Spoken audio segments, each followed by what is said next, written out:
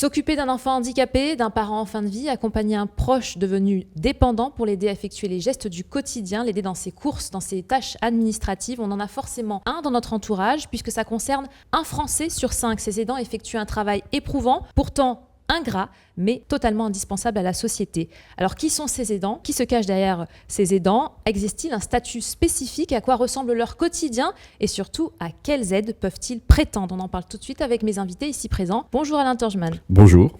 Alors Alain Turgeman, vous êtes directeur des études BPCE. Est-ce que vous avez fait une étude sur les aidants en particulier ? Absolument, nous avons fait 2 études en 2020 et en 2022 sur les aidants dans le cadre de BPCE l'Observatoire. Et j'ai à ma droite Jean Ruche, président Bonjour, de l'association Famille Solidaire. Bonjour. On va en parler tout à l'heure, mais vous avez été aidant vous-même très jeune, puisque vous avez été confronté avec votre compagne à l'âge de 18 ans, un accident. Et du coup, vous avez décidé de consacrer votre vie à aider les aidants. C'est bien ça. C'est bien ça, un parcours de vie qui a été long et très instructif, mais on en parlera probablement Merci beaucoup plus tard. Jean. Et Patrice Cross, directeur de Finance et Pédagogie. Bonjour Patrice. Et Patrice, Finance et Pédagogie, organisateur de cette émission, et c'est donc pour ça que vous êtes ici, que vous allez nous parler des actions de Finance et Pédagogie. Qu'est-ce que c'est Finance et Pédagogie dans un premier temps, pour ceux qui ne connaîtraient pas ? Eh bien, tout d'abord, avant de répondre à votre question, vous dire que je suis très heureux que cette émission puisse se réaliser pour aborder le sujet des questions financières liées à l'aidance. C'est souvent un sujet tabou, la question financière, et pourtant ce sujet est tout à fait central dès lors qu'une question d'aidance se pose. On ne peut pas mener sa vie si on ne maîtrise pas les questions financières dans ses projets de vie personnels, ses projets de vie professionnels, même son engagement citoyen. Et nous, notre métier, à Finance et Pédagogie, c'est d'apporter des réponses, c'est de former, c'est d'informer, c'est d'accompagner sur ces questions qui sont, je le répète, un tabou et sur lesquels nos concitoyens ont souvent un niveau de connaissance assez faible. C'est un travail considérable. Nous sommes dans une période où notre société a besoin d'éducation financière, même si le mot est affreux. Nos 24 conseillers présents sur tout le territoire, grâce au soutien des caisses d'épargne, ont beaucoup de travail. Nous formons tous les ans près de 50 000 personnes, 3 700 formations, en lien avec 900 partenaires qui nous aident à intervenir au plus près des besoins. Vous voyez, les besoins sont considérables, et d'autant plus considérables que nous sommes dans une société en crise et que nous sommes dans une société en mutation sociétale forte qui amène autant de questions et qui revisite d'autant le rapport à l'argent. Ce qui m'amène à vous parler du sujet de l'aidance. Une évolution démographique qui fait que les sujets de dépendance se développent. Et bien souvent, quand on parle d'aidance, on ne parle pas de la dimension financière. On parle de la dimension psychologique, on parle de la dimension psychosociale. Mais on n'aborde pas ce sujet qui là aussi est tabou. Et pourtant, il est central. Et s'il n'est pas traité, la situation ne pourra pas se résoudre correctement. Et c'est la raison pour laquelle, à Finance et Pédagogie, nous avons décidé de développer cette nouvelle ligne de formation pour aider au plus près des besoins. Et je suis heureux qu'il y ait de nombreux partenaires qui nous écoutent aujourd'hui parce qu'ils vont nous aider à intervenir auprès des personnes qui en ont besoin et, je l'espère, à desserrer des situations qui, si l'aspect financier n'est pas traité, peuvent devenir très compliquées. Donc nous sommes mobilisés pour avancer sur cette affaire. Merci beaucoup Patrice et bienvenue à vous. Vous nous rejoignez sur l'émission Proches aidants, une question d'argent. Tout de suite, la première partie de cette émission, qui se cache derrière les aidants.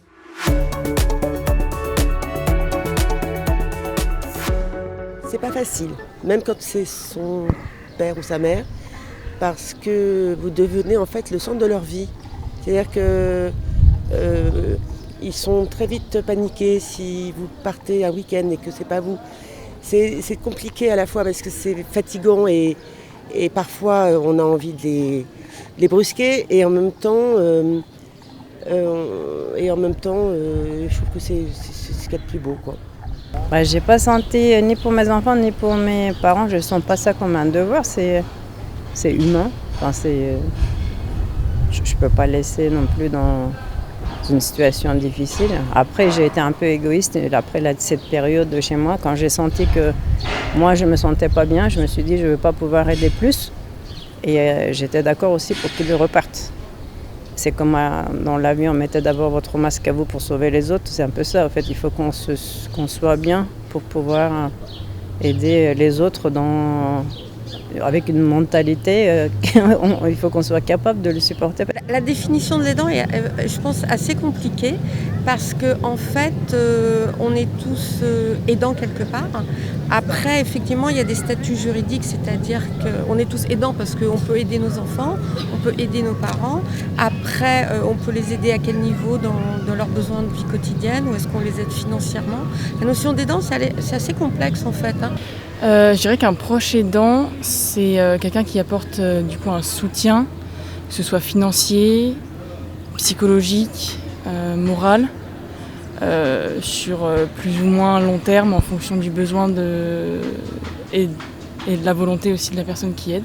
Donc voilà ce que pensent les passants du statut d'aidant. Est-ce que Jean, vous rejoignez un petit peu tout ce qui a été dit? Est-ce que vous pouvez ajouter quelque chose? On retrouve la diversité des formes d'engagement des aidants. On retrouve cette notion de devoir envers le proche qu'on aime, qui n'est pas vécue comme une obligation morale ou je dirais une obligation judéo-chrétienne, même si on sent quand même quelque part qu'il y a une forme de réciprocité par rapport notamment à des parents qui vieillissent. La diversité des réponses convergent malgré tout sur un maître mot, c'est pas facile. C'est pas facile d'être aidant aujourd'hui et ça nécessite d'avoir une vision à 360 sur ce qui se passe dans le quotidien pour son proche. Merci Jean. Alain, le contexte un peu global concernant l'aidance, est-ce que vous pouvez nous donner quelques chiffres? Alors effectivement, et ça va rejoindre les éléments qu'on a, nous on a essayé de mesurer l'aidance dans ses différentes dimensions, c'est-à-dire l'accompagnement du grand âge, y compris la dépendance, la question du handicap, mais aussi l'accompagnement des malades en longue maladie ou de ceux qui reviennent d'une hospitalisation et sous toutes ses formes, en tenant compte d'un critère qui est un critère d'intensité de fréquence, c'est-à-dire au moins 3 heures par semaine, au moins une fois par semaine, eh bien on a 15 millions de Français, 29% des Français qui se déclarent aidants dans ces conditions, sur ces bases. C'est davantage que les autres enquêtes parce que nous, on a intégré aussi la dimension de maladie. Donc ça, c'est un premier repère. Il y a une autre dimension qui est importante, c'est qu'il y a des modalités d'aide, comme on l'a vu dans la vidéo, qui sont extrêmement vastes. Le soutien qui soit moral et psychologique, financier, matériel, sous la forme d'activités domestiques, comme sous la forme d'aide récurrente ou d'aide administrative, etc. Ce soutien prend des formes extrêmement variées et il est aussi pris en charge de façon très différente. On a un peu moins de la moitié des aidants qui sont seuls dans cette action d'aide, mais on a aussi un peu plus de la moitié, 54%, qui sont des co-aidants. Et donc on a des formes d'aidance qui sont extrêmement variées. Ensuite, effectivement, on a tiré une typologie qui est encore plus représentative. Une réaction peut-être, Jean, comparée à ce que vient de dire Alain? Peut-être sur la question de la coaidance. Je pense que la bonne façon de vivre ce statut d'aidant, c'est de s'ouvrir, c'est-à-dire d'oser demander de l'aide à ses enfants, à ses parents en fonction de la situation, pour pouvoir collectivement accompagner une personne. C'est un gage de durabilité pour l'aidant. Parce que faut pas oublier que dans un tiers des situations d'aidance, le conjoint disparaît avant la personne aidée. Ça veut simplement dire que souvent ces aidants-là ont une préoccupation qui est centrée sur la personne accompagnée, on oublie souvent leur parcours de soins, leur parcours professionnel, et qu'ils ont beaucoup de difficultés à expliquer, à dire je suis aidant, j'ai besoin d'aide, parce qu'ils considèrent souvent que c'est juste normal, que c'est, comme on le dit dans l'engagement du mariage, pour le meilleur et pour le pire. Mais ce sont des situations où on a besoin de tout le monde en fait. On a besoin de la famille, on a besoin des amis, des voisins, pour soutenir cette vie à domicile dans une autonomie la plus large possible. Existe-t-il actuellement des structures justement pour soutenir ces aidants ? Alors oui, il y a énormément de structures d'hébergement, il y a un certain nombre de services qui accompagnent les personnes à domicile. Il y a beaucoup plus de moyens dans le monde du handicap que dans le monde des personnes âgées. Donc les personnes âgées sont plus difficiles à accompagner parce qu'il y a moins de travailleurs sociaux à leur côté. L'enjeu de cet accompagnement, c'est aussi de découvrir tout un système administratif qui est complexe. Moi, je dis souvent aux aidants, aujourd'hui, avec la validation des acquis de l'expérience, vous pourriez passer un master en bureaucratie. Parce que c'est la réalité, on doit solliciter 4, 5, 6 organismes pour obtenir l'intervention d'une auxiliaire de vie à domicile. Et parfois, ça met 6 à 9 mois. Et le temps des aidants, c'est pas le temps des institutions. Ils ont besoin d'aide au moment où ils le demandent. Souvent, ils tardent à la demander. Et quand cette demande arrive, elle est urgente et vitale. Très bien. Vous avez écrit un livre justement pour aider et accompagner ces aidants, parce que vous avez vous-même expérimenté ces difficultés, toute cette bureaucratie. Donc ça fait partie des outils qu'on peut avoir, ce genre d'ouvrage. Est-ce que vous pouvez nous en conseiller ? Oui, j'ai écrit un livre juste au début de la crise de la quarantaine. Vous savez qu'on traverse plusieurs phases dans la vie, parce que j'avais envie de témoigner de tout ce que j'avais pu découvrir, traverser et combattre dans ce parcours d'aidant. C'est-à-dire notre parcours personnel à ma compagne et à moi était une découverte mutuelle du handicap et progressive. On a dû demander un certain nombre de droits, comme par exemple la carte mobilité inclusion invalidité ou stationnement. On a dû demander, quand nos enfants sont arrivés, de l'aide pour accompagner ma compagne dans son rôle de maman, parce que son handicap ne lui permettait pas d'assumer plusieurs choses en même temps. Et donc ça a été un combat à chaque fois, parce que c'est un peu le syndrome vache qui rit quand on est aidant. On est toujours trop quelque chose. On est trop autonome, on est trop dépendant, on est trop engagé, on est trop appliqué affectivement. Et donc il faut arriver à faire le tri dans ce parcours, parce que l'important à la fin de ce parcours, c'est qu'on soit le mieux accompagné possible. Donc on ait la capacité à mobiliser des moyens financiers, des moyens humains tout au long du parcours et à les adapter, parce que les situations, elles évoluent parfois extrêmement vite, notamment dans le monde des personnes âgées. Une réaction peut-être, Patrice, à cette vidéo, à ce qui vient d'être dit, et peut-être aussi insister sur l'importance de l'éducation financière. On va en parler dans la deuxième partie, mais en introduction de cette partie peut-être. En quelques mots, ces témoignages et les propos qui ont pu être tenus par Jean, par exemple à l'instant, sont très émouvants, parce que tous, intuitivement, on voit bien que de près ou de loin, on peut être concerné à un moment donné de notre vie. Donc quand on vous écoute, quand on les écoute, on a juste envie d'être mobilisé, d'aller de l'avant. Et moi, le message en conclusion que je voudrais apporter, c'est à tous nos partenaires, qu'ils soient entreprises, associations, structures d'aide, c'est qu'on doit tous être mobilisés.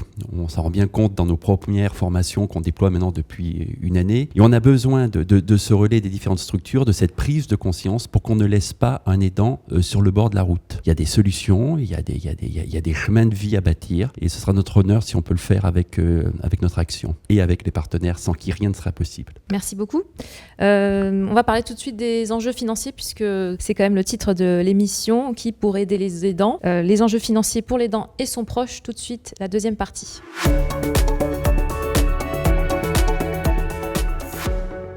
Alors pour démarrer, je vous propose de regarder une séquence micro-trottoir pour parler des enjeux financiers. Il peut y avoir des aides financières pour les personnes qui aident, même sur des temps assez courts. Je sais qu'il y a même des statuts d'aidants, par exemple pour avoir des congés d'aidants lorsqu'une personne est en fin de vie et qu'elle a besoin d'aide à domicile.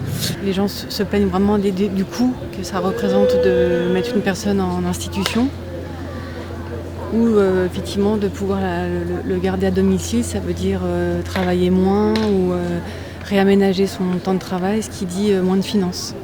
Je sais qu'il y a des personnes âgées Alzheimer qui sont absolument seules et qui sont au domicile dans des conditions de vie absolument lamentables parce qu'il n'y a personne qui s'occupe d'eux.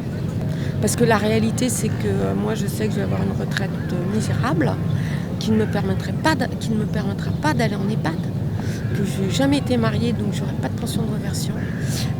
Et je connais le prix d'un EHPAD à Paris, en banlieue parisienne. Mais si j'ai le moindre problème, même si je deviens Alzheimer, ou si j'ai des... Ça arrive, ça. Je veux dire, faut pas non plus passer 80 ans, ça devient compliqué quelquefois. Je fais comment ? Je n'ai pas la moindre idée. L'aidant, il a besoin d'aide aussi, quelque part. Il ne peut pas tout assumer, ce n'est pas possible. Au niveau de la santé, au niveau de ce qui est administratif, au niveau, par exemple, si la personne aidée a du bien, il faut aussi faire en sorte que la personne, profite de ses biens, qu'il n'y ait pas de problème. Voilà, qu'elle puisse vivre de ses biens, que tout entre en ligne de compte, qu'elle touche bien sa pension, que voilà, il y a des petites choses qui ont l'air petites mais qui prennent énormément de temps. Avant de rentrer véritablement dans le vif du sujet, savoir à quoi exactement ont droit les aidants et leurs proches, Alain, est-ce que vous pouvez établir, grâce à votre observatoire, une typologie de l'aidant, puisque c'est quand même... dépendant après des enjeux qu'on peut avoir au niveau financier. Alors effectivement, ces 15 millions d'aidants ont des profils très différents. On a par exemple le groupe le plus restreint, qui sont des aidants dédiés, c'est-à-dire grosso modo, pour eux, l'aidant, c'est un temps plein. On s'occupe soit du conjoint qui a une maladie très invalidante, soit d'un enfant handicapé, Et là, le vécu est très positif, c'est une dimension affective qui est fondamentale, mais en même temps, voilà, c'est un temps plein, une charge mentale considérable. À l'opposé, le groupe le plus important, c'est un groupe où l'implication est moindre, en général vers un ascendant âgé. On les a appelés les veilleurs. C'est là, pour le coup, un tiers, alors que les dédiés, c'est 6%. Et ce tiers des aidants est en fait en situation d'inquiétude. C'est-à-dire qu'aujourd'hui, ça va, mais l'anticipation de ce que sera demain avec l'avancée du vieillissement pose beaucoup de questions, notamment financières. Et puis ensuite, il y a 3 groupes qui sont dans une situation un peu intermédiaire, autour de 20% des aidants. Et il y a en particulier le groupe qu'on a appelé des submergés, qui est un groupe qui est plutôt féminin, dans une situation qui cumule en fait difficultés matérielles, difficultés financières, qui a du mal à voir comment régler finalement un équilibre de son quotidien, qui est dans une situation extrêmement difficile, et sur le plan de l'aide, et sur le plan financier. Et puis on a 2 groupes où c'est beaucoup plus positif. On a un groupe qu'on va appeler des sereins, qui ont beaucoup plus de moyens financiers, qui ont une capacité de recul, une compréhension de l'environnement bureaucratique, etc., et qui se sont organisés et qui trouvent un équilibre entre la dimension affective de présence et puis l'utilisation des ressources pour obtenir une aide externe et donc trouver un équilibre personnel. Et il y a un groupe un peu plus, on va dire, favorisé, en tout cas qu'on a appelé épanoui, parce qu'ils ont beaucoup moins de contraintes, ils sont dans une situation où la demande d'aide est moindre, le plus souvent ils sont coaidants, et eux ressentent beaucoup plus la dimension de la gratification affective associée à l'aide, et ils ont beaucoup moins un sentiment d'une très forte contrainte, donc pour eux c'est plutôt une forme d'épanouissement supplémentaire. Et on voit bien à travers ces différents groupes que la dimension financière est quand même très structurante, beaucoup plus qu'on l'imaginait au départ. Mais nous, effectivement, on avait voulu la traiter parce que elle ressort comme quelque chose. Il y a 71% des aidants qui nous disent suivre le budget et suivre les comptes de la personne aidée. Ils sont beaucoup moins nombreux quand on parle du patrimoine. Donc là, il y a une césure. En même temps, ils nous disent que c'est facile de l'évoquer, mais dans la réalité, quand on fait une étude qualitative, on se rend compte que le non-dit autour de l'argent, dans le cadre de la famille, il est très fort, que dans un nombre de cas assez limité, on arrive à mobiliser des actifs alors que ça serait bien utile parce qu'il faudrait se mettre d'accord. En fait, on a peur que la dimension économique vienne perturber la dimension affective, à la fois avec la personne aidée et avec les coaidants.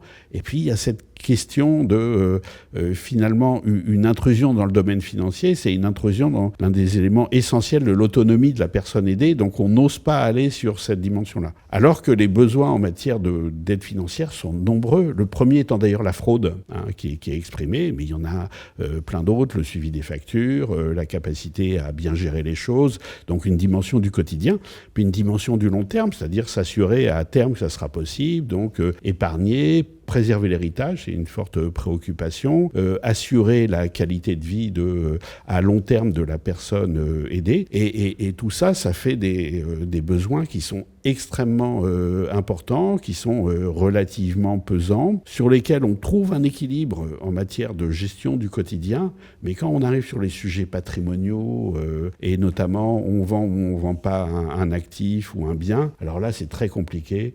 Quand on le fait, souvent, on l'a fait trop tard. Souvent, on est davantage à l'envisager qu'à le faire réellement, parce que ne serait-ce que s'y mettre pose des problèmes. Donc c'est un sujet qui est à la fois très important, mais difficile à traiter sur le fond. On sait l'évoquer, mais le traiter véritablement, c'est beaucoup plus difficile. Et donc, on voit qu'il y a une vraie préoccupation et un grand nombre de préoccupations associées à cette dimension financière. Alors, j'ai accueilli Yolande Tourneux, conseillère finance et pédagogie. Bonjour Yolande. Bonjour Clémence. Eh bien, vous avez vu la vidéo. On voit effectivement, comme disait Alain, que ces sujets d'argent sont à la fois très importants et très compliqués à traiter parce que déjà l'argent en France, c'est quelque chose qui est tabou, mais encore plus quand l'affect et l'émotionnel entrent en jeu, ce qui est le cas dans cette situation d'aidance. Comment vous vivez-vous les choses sur le terrain, puisque vous êtes amené donc à former les personnes sur ces sujets financiers ? Oui, tout à fait. Donc, mon métier, c'est informer les personnes en situation d'aidance ou qui vont le devenir sur effectivement toutes ces questions d'argent. Alors, on le fait sous forme d'ateliers, on le fait sous forme de conférences, on le fait sous forme de webinaires. Enfin bref, multiples supports. L'idée étant de donner de l'information, un maximum d'informations sur ce qui existe aujourd'hui autour de l'aidance et en particulier en traitant le domaine financier. Très bien. Alors, qu'est-ce qu'il faudrait prévoir selon vous ? Donnez-nous un petit peu des petites informations que vous donnez dans vos formations. Alors, nous, on fait vraiment du pratico-pratique. Comme l'a expliqué Patrice tout à l'heure, nous sommes sur des faits de société que l'on voit sous le prisme du financier. Donc, on ne fait pas de blabla, on répond à des questions. Moi, ce que je vois arriver devant moi, les publics que je vois arriver devant moi, c'est par rapport à cette thématique de l'aidance, des gens plutôt angoissés, qui sont conscients que s'ils sont dedans ou qu'ils y vont lentement ou même qu'ils y vont très rapidement, mais qui d'un autre côté freinent un petit peu parce que comme vous l'avez dit très justement, les questions financières c'est tabou. Donc qu'est-ce qu'on traite ? On répond à leurs questions, à leurs angoisses et on leur donne des informations généralistes sur ce qui existe aujourd'hui dans le domaine de l'aidance, alors que ce soit des aides financières, comment pouvoir avoir recours à des aides financières, quand on travaille, est-ce qu'on peut prendre des congés spéciaux pour accompagner quelqu'un ? Donc ça, c'est du pratico-pratique où je peux trouver en proximité autour de mon village ou autour de ma ville des structures professionnelles pour venir m'aider d'un point de vue juridique, social, médico-social. Et on traite ensuite d'autres sujets qui sont plus des sujets qu'il faudrait anticiper. Alors je dis qu'il faudrait anticiper parce que souvent on les anticipe pas, qui sont justement la gestion du patrimoine existant pour pouvoir justement vivre une dépendance le plus facilement possible. Je pense entre autres à des questions du type qu'on me pose assez régulièrement.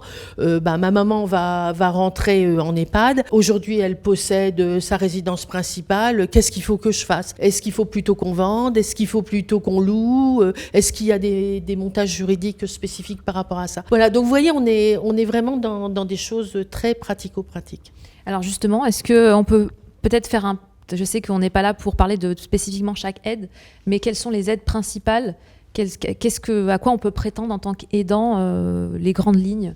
Alors, il y a en tant qu'aidant, proprement dit, la nouveauté, si on peut appeler ça comme ça, même si aujourd'hui je trouve encore que c'est pas suffisant, ça sera jamais suffisant. Mais aujourd'hui, par exemple, quand on est salarié, il y a la possibilité de prendre ce qu'on appelle des congés spéciaux, le congé proche aidant, des congés par rapport à la parentalité, qui permettent, tout en restant dans l'entreprise, pendant un temps qui, somme toute, me semble encore limité, mais bon, il y aura peut-être des améliorations au niveau de la loi, de pouvoir arrêter son activité et d'avoir malgré tout une prise en charge financière, alors certes minime, c'est pas un salaire, mais qui permet d'avoir une compensation pendant le temps où on arrête son travail et reprendre son activité dans l'entreprise une fois que ce congé limité est terminé. Ça, c'est pour les aidants. Après, effectivement, d'un aspect vraiment financier, il y a tout ce qu'on peut prétendre pour l'aider, type l'APA, les aides personnalisées à l'autonomie, toutes ces aides qui peuvent être demandées, qui sont en fonction du degré de dépendance de la personne aidée. Comme le disait Jean tout à l'heure, là c'est le parcours du combattant, parce qu'effectivement c'est long, c'est complexe, c'est de la bureaucratie. Et aujourd'hui, dans nos formations, on met en exergue qu'il y a des structures, là aussi c'est une nouveauté, des structures qu'on appelle les plateformes de répit. Il y en a à peu près 300 sur le territoire français actuellement, où on va trouver surtout cette aide avec des assistantes sociales, des psychologues, des personnes qui vont vous aider à monter ce type de dossier et à vivre ce parcours difficile puisqu'il est financier, moral, administratif. Des structures très utiles qui peuvent vous permettre de vous aider dans ce parcours difficile. Ces formations que vous menez, elles s'adressent à tout le monde ? C'est-à-dire que n'importe qui peut venir vous voir et vous demander une formation ? Ah oui, c'est bon pour tout le monde, effectivement. Donc, notre public, ça va être des jeunes, des moins jeunes, des aidés, des aidants, des futurs aidants, qui vont nous les demander des structures sociales qui accompagnent ce type de personnes, mais aussi, de plus en plus, des entreprises. On se rend compte que les chefs d'entreprise, les ressources humaines dans les entreprises, dans le cadre de leur dispositif qualité de vie au travail, veulent mettre à disposition cette information auprès de leurs salariés. Parce qu'elles ont un intérêt justement à ce qu'on soit formé à ces questions-là, à embaucher peut-être des aidants aussi ? Oui, tout à fait. Alors d'abord, ça peut permettre ce type de webinaire ou de conférence qu'on fait dans les entreprises, de commencer à donner des clés à des personnes des salariés qui se sentent entrés dans les danses, on va le dire comme ça. Et puis ça, vous avez raison de l'aborder, c'est un fait un peu nouveau que j'ai découvert, c'est que les entreprises les chefs d'entreprise sont pas assez conscients que d'embaucher un salarié aidant, c'est un plus. Un salarié aidant, certes, c'est quelqu'un qui a des soucis personnels, mais c'est surtout des gens qui savent aider, qui savent écouter, qui savent s'organiser, qui savent travailler en équipe. Enfin, toutes des choses que recherchent en fin de compte les ressources humaines. Les fameux soft skills. C'est les soft skills, ouais, exactement. Donc je pense que... Donc on peut tourner ça en atout finalement. Ah tout à fait. Sur son CV, mettre en avant le fait qu'on est aidant. Et on devrait, ça rejoint un petit peu les discussions qu'on a régulièrement avec Jean sur le fait qu'aujourd'hui, tout ce qu'on apprend quand on est aidant, ça peut devenir une source, un intérêt pour son travail au quotidien ou même une reconversion. Une source de force pour l'entreprise. Exactement. Et pas simplement une source de souffrance ou de coût. Parce que si on considère qu'il y a un Français sur 5 qui est concerné, dans les chiffres qu'on rencontre, la plupart du temps, c'est des actifs. C'est des gens qui ont un travail en journée et qui s'occupent de leurs proches. Ils ont souvent une capacité hors norme d'adaptation. Parce que ceux qui ne l'ont pas, souvent disparaissent. Donc vous, par exemple, si je peux prendre votre exemple, vous avez été aidant. Est-ce que ça vous a aidé dans votre carrière ? Est-ce que vous avez réussi justement à en faire une force ? Ou est-ce que finalement c'est quelque chose qui s'apprend aussi, à tourner ça en force ? Alors, pour l'illustrer, souvent, je compare ça à un provincial qui arrive dans le métro à Paris. C'est la panique. C'est la panique parce que y a plein de couloirs, il y a plein de lignes de métro. Un aidant, c'est celui qui est déjà 50 mètres devant. En fait, il est déjà en train d'anticiper tout ce qui va se passer. Toutes les défections de dernière minute, l'auxiliaire de vie qui ne se présente pas le matin à 8h alors qu'il doit aller travailler, le transport scolaire de son enfant qui est accueilli en établissement qui a 1 heure de retard. Et donc, l'aidant, en permanence, s'adapte aux autres. C'est son rôle. Aujourd'hui, en entreprise, moi je suis chef d'entreprise, j'ai une 15aine de salariés. Pour moi, les personnes qui sont dans cette situation-là ont des besoins particuliers, c'est sûr, on ne peut pas le nier. Il y a des besoins de flexibilité peut-être dans l'organisation du mode de travail, mais ils ont surtout une capacité à prendre du recul et à comprendre de façon macro les situations qu'on rencontre rarement. Parce que l'aidant, il chemine beaucoup intérieurement dans son accompagnement, et je dirais que souvent il dort pas beaucoup, donc il vit plusieurs vies en une vie. Quel est le conseil que vous pourriez donner justement pour aujourd'hui les aidants ou les proches aidants qui nous regardent pour améliorer leur quotidien sur ce type de questions, les questions financières ? Est-ce qu'aujourd'hui vous auriez un conseil très pratique à leur donner ? Accepter d'être aidant, accepter d'abord symboliquement que la relation que vous avez avec votre proche, elle n'a rien ni de normal, ni d'automatique, ni d'obligatoire. On doit pouvoir choisir quelle partie de l'accompagnement on veut assumer. On n'est pas tous obligés de faire la toilette de son papa ou de sa maman. On peut trouver des organismes, des services d'aide à la personne, des infirmières libérales qui peuvent aider. Donc choisissez bien ce que vous avez envie de faire parce que c'est un gage de durabilité. Et ouvrez-vous, parlez-en. C'est pas une honte, c'est juste normal. On a tous dans l'existence des moments plus difficiles dans lesquels on a besoin d'aide. Et simplement dire, là j'ai besoin d'aide, c'est la première étape pour commencer à un peu mieux le vivre.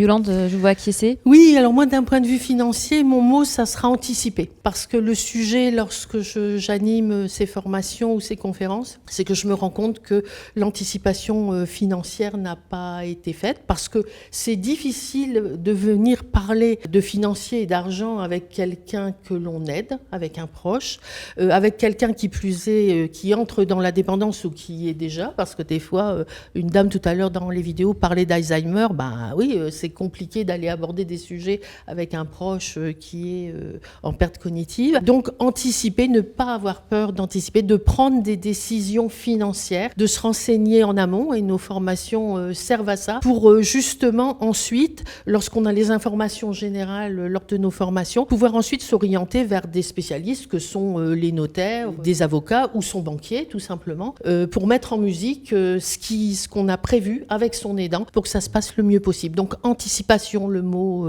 majeur pour moi. Merci beaucoup Yolande, on vous dit au revoir puisque vous allez quitter ce plateau et on va accueillir tout de suite la dernière séquence pour parler de l'avenir des aidants, parler notamment de l'habitat avec une étude caisse d'épargne dont on va révéler aujourd'hui les grandes lignes. Alain, restez avec nous puisque ça va être intéressant. On va parler de toutes ces choses, de l'avenir de l'habitat pour aider justement les aidants et leurs proches. Merci.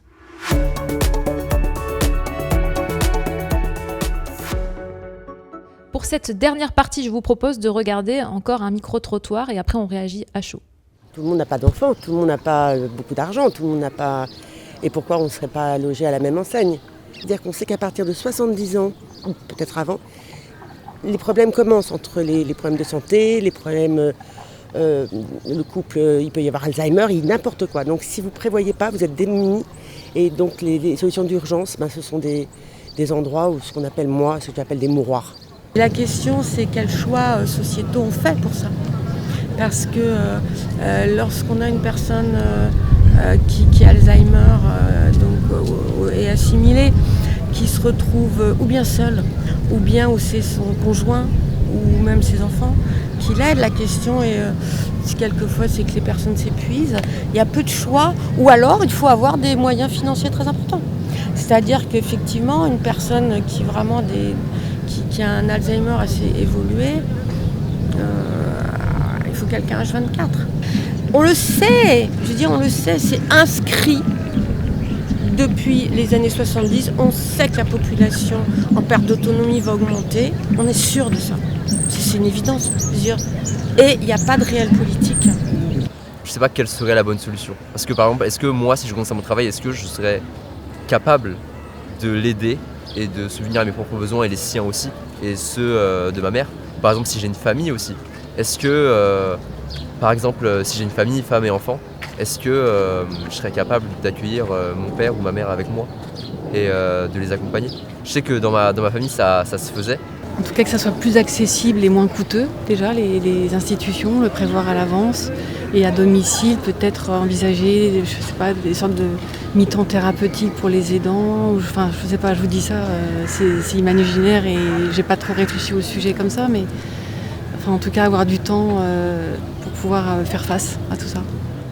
Comme on l'a vu dans cette vidéo, les questions d'aidance sont vraiment intrinsèques aux questions d'habitat, puisque c'est l'habitat qu'il va falloir changer. Peut-être un premier mot, Alain, sur votre observatoire. Est-ce que toutes ces grandes transitions démographiques auront une incidence sur l'habitat de demain ? Oui, effectivement, on est dans une période où le vieillissement de la génération du baby-boom, c'est-à-dire grosso modo son basculement au 4e âge depuis 2021, très, très exactement, en fait, se traduit par des besoins de rénovation du logement qui sont aussi massifs que ceux de la transition énergétique. Donc effectivement, il y a un besoin d'adaptation du logement. Il y a aussi un besoin d'évolution du mode d'habitat des personnes les plus âgées, parce qu'à partir d'un certain moment, continuer à vivre dans un logement individuel éloigné des services, éloigné des aménités, devient un vrai problème, voire crée des incapacités profondes. Et donc le logement est l'un des éléments tout à fait cœur de la problématique de l'aidance. J'accueille tout de suite Aude Pringot. Bonjour Aude. Bonjour Clémence. Vous êtes directrice prospective stratégique à la Fédération nationale des caisses d'épargne. Les caisses d'épargne ont réalisé une grande étude auprès de 5000 habitants sur la question de l'habitat de demain. En tant que pionnière dans les grandes transitions, il s'agissait donc de dessiner le logement de demain et de voir justement en quoi les besoins ont évolué, vont devoir évoluer pour s'adapter à toutes ces questions. Donc on soulève aujourd'hui les questions de dépendance, les questions d'aidance, les questions d'habitat. Est-ce que vous pouvez nous faire déjà un petit panorama de ce qu'il en est ressorti de cette étude ? Alors, premier renseignement, Alain venait d'en parler. Ce qui ressort de notre étude, c'est que de façon générale, les aspirations des Français en termes de logement ne concordent pas avec nos enjeux de transition, qu'elle soit sociétale ou environnementale. En effet, le rêve des Français, ça reste d'avoir sa propre maison individuelle avec un petit jardin, idéalement bien situé, proche des services, proche des commerces. Or, on sait aujourd'hui que malheureusement, on n'arrivera pas à atteindre les enjeux de transition énergétique, en tout cas, via la maison individuelle. Il en ressort aussi de cette étude, du coup, vous avez commencé à en parler, un besoin et une envie d'avoir des services proches de chez soi, et donc notamment des services d'aide à la personne. Tout à fait. En effet, on a interrogé les Français sur l'habitat de demain et ce que ça voulait dire en termes de services associés. Alors, sur les services associés, ce qu'on peut percevoir, c'est qu'il y a 30% de la population aujourd'hui qui souhaite avoir des services notamment liés à la santé et au bien-être en toute proximité de chez soi. Sur le bien-être, ce qui ressort, et c'est aussi fort, peu importe les générations en fait. Ce qu'on a pu constater aussi, c'est que les jeunes sont déjà très conscients de ces sujets-là. Sur le bien-être, il y a la question de la salle de sport. Alors derrière la salle de sport, qu'est-ce qu'il y a ? Il y a comment on fait pour bien vieillir. Et on sait aujourd'hui, il y a des études scientifiques qui nous le montrent, que pour bien vieillir, il faut avoir une activité physique régulière. Or, ce qu'on ressent donc dans les résultats de cette étude, c'est que dans certains endroits, c'est compliqué parce qu'il n'y a pas d'équipement à proximité. Et puis, pour les questions donc plus liées au grand âge, mais qui on voit bien commencent à faire vraiment leur chemin dans l'ensemble des tranches d'âge de la population, il y a les questions autour du soin. C'est un sujet vraiment d'actualité, hein, on en parle de plus en plus, les déserts médicaux. Aujourd'hui, les Français ont besoin d'avoir une possibilité de se soigner à proximité de chez eux. Alors, quand on parle du service associé au logement, il ne faut pas forcément le voir sur la résidence en tant que telle ou en tout cas l'immeuble. Je pense que c'est des sujets qui doivent être étudiés plus autour d'une notion de quartier. Peut-être que l'échelon de la rue peut être dans nos villes, par exemple, dans les villes périurbaines, ça peut peut-être être aussi une manière de penser le service associé au logement. Et puis donc, au-delà des soignants, il y a toutes les questions autour de l'entraide, du partage de services via des conciergeries un peu spécialisées où on pourrait tout à fait imaginer un point dans un quartier où la personne puisse aller récupérer son repas ou d'autres services qui lui permettent de rester chez elle un peu plus longtemps. Alors ça existe déjà, ce genre de choses dont on peut imaginer, ça s'appelle l'habitat inclusif notamment. Il y a des initiatives qui fleurissent un peu partout pour justement avoir ce type de service à proximité tout en restant chez soi. Alors je me tourne vers Jean. Donc en plus d'être aidant et chef d'entreprise, vous êtes également président de l'association Famille Solidaire qui met en place donc des logements, qui réhabilite des logements à destination des personnes fragilisées. Oui, chez Famille Solidaire, on nourrit un objectif, enfin une vision de la société qui est de permettre aux personnes fragilisées par l'âge, la maladie ou le handicap de vivre avec et comme les autres. Ça veut dire quoi ? Ça veut dire concrètement qu'on développe sur 5 régions françaises aujourd'hui des appartements regroupés pour des personnes en situation de handicap, par exemple des personnes autistes, des personnes en situation de handicap mental. On développe également des colocations à destination des personnes jeunes et âgés qui ont la maladie d'Alzheimer. Et je vais faire un parallèle pour bien expliquer l'enjeu aujourd'hui de la transformation sociétale qu'on a à conduire. En France, on a fait le choix, après la première loi fondatrice sur le handicap, en 1975, de créer des établissements. C'était une forme de dualité qui correspondait tout à fait à notre société, puisqu'à l'époque, on ne vivait pas jusqu'à 80, 90, 95 ans, où c'était une grande exception. Donc on a construit la dualité en France entre le domicile individuel, ce qu'on appelait le maintien à domicile, et l'établissement d'hébergement. Moi, j'habite à Mulhouse, c'est à 25 km de la frontière allemande, en Allemagne. Il y a extrêmement peu d'établissements d'hébergement, comme on peut en trouver en France, les EHPAD par exemple. Par contre, si on fait le parallèle, en France, il y a 60 colocations comme celles que l'on produit pour les personnes âgées et les personnes jeunes Alzheimer. En Allemagne, il y en a 3600. C'est un mode d'accueil qui est complètement différent. C'est une politique de la ville qui est différente, c'est-à-dire qu'on a des gens en pied d'immeuble. Ce qu'en France, on a eu pendant un temps, ça existait, des concierges, des gens qui animaient ces pieds d'immeuble et qu'on a progressivement fait disparaître pour des raisons économiques. Aujourd'hui, on est en train de les réintroduire avec l'habitat inclusif, puisque l'habitat inclusif, c'est l'animation d'une vie sociale et partagée entre des gens qui décident volontairement et solidairement de partager du quotidien ensemble. Ça peut être très léger, ça peut être simplement de vivre des animations et des temps ensemble, ça peut être d'aller jusqu'à mettre en commun ces temps d'auxiliaire de vie pour permettre une présence 24 heures sur 24 et créer les conditions qui permettent de quitter son logement et d'aller vers une autonomie accompagnée. C'est un secteur de la société qui est en train de se développer, qui a encore besoin, d'encouragement politique, malgré la période, pour que demain, on ait tous, et quand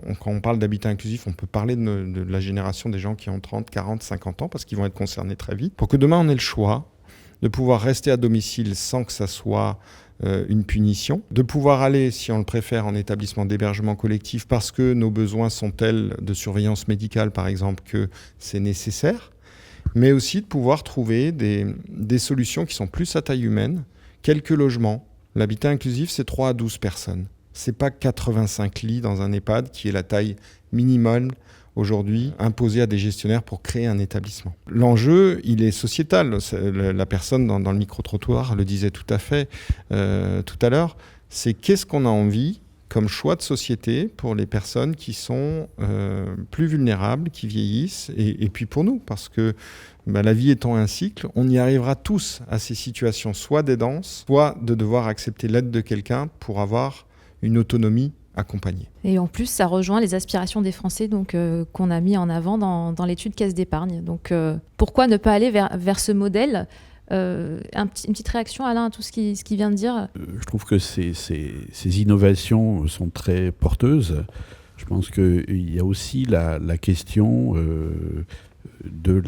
du statut d'habitat des personnes très âgées en France. Il y a une généralisation de la propriété dans un logement individuel, souvent dans des zones assez éloignées, et que à un moment, la question va se poser de recréer des modes d'habitat pour ces gens-là, peut-être plus près des centres-villes, même s'il s'agit de la petite ville moyenne, etc., qui était à proximité de cette zone-là, et donc d'envisager une logique d'aménagement du territoire qui tienne compte de la problématique du vieillissement dans la société. Et dans la mesure où le sujet va se poser dans les 15 prochaines années, là, très rapidement, le sujet devrait être abordé très rapidement, puisque l'aménagement du territoire, c'est quelque chose qui prend beaucoup de temps. Et donc là, on a un besoin d'investissement public pour cet aménagement du territoire qui me semble être très urgent. Merci beaucoup. Peut-être un dernier mot pour terminer cette dernière séquence sur les prospectives. Quelle que soit notre position, qu'on soit salarié, qu'on soit chef d'entreprise, qu'on soit, simple aidant, je crois qu'il faut qu'on accepte simplement l'idée de la vulnérabilité de l'être humain, que cette vulnérabilité, elle doit être accompagnée par un système collectif, un système par répartition. Sans quoi, on va continuer à creuser les différences de traitement entre les gens riches et les gens pauvres. Alors ça fait très message politique, mais en tout cas, c'est mon ambition, c'est que demain, les personnes puissent accéder à toute forme d'accueil, quels que soient leurs moyens financiers. Et ça ne fonctionne que dans un système par répartition. Donc le mot de la fin pour Pierre Massé, président de Finance et Pédagogie. Proche aidant, une question d'argent. Pierre, c'est à vous. La gestion des questions d'argent, effectivement, est très très importante en France. on n'aime pas parler de ces sujets-là, et 50% des Français se considèrent en difficulté lorsqu'il s'agit de traiter le sujet financier dans leur ménage et dans leur parcours de vie. C'est donc important de les aider dans la gestion de leur budget, a posteriori, quand les difficultés sont arrivées, mais aussi a priori, en anticipant les moments clés de la vie, entrée dans la vie active, sortie de la vie active, retraite, mais aussi acquisition immobilière par exemple. Et depuis 2024, on a inscrit au catalogue le sujet des aidants. Les aidants, c'est un sujet fondamental. On considère que 15 millions d'aidants en France sont dans cette situation-là, dont 500 000 jeunes, des lycéens, des étudiants, mais voire même des écoliers et des collégiens. C'est pour eux, avec les associations, les entreprises, les mécènes, que Finances et Pédagogie et les caisses d'épargne souhaitent mettre en place et développer ce programme autour des aidants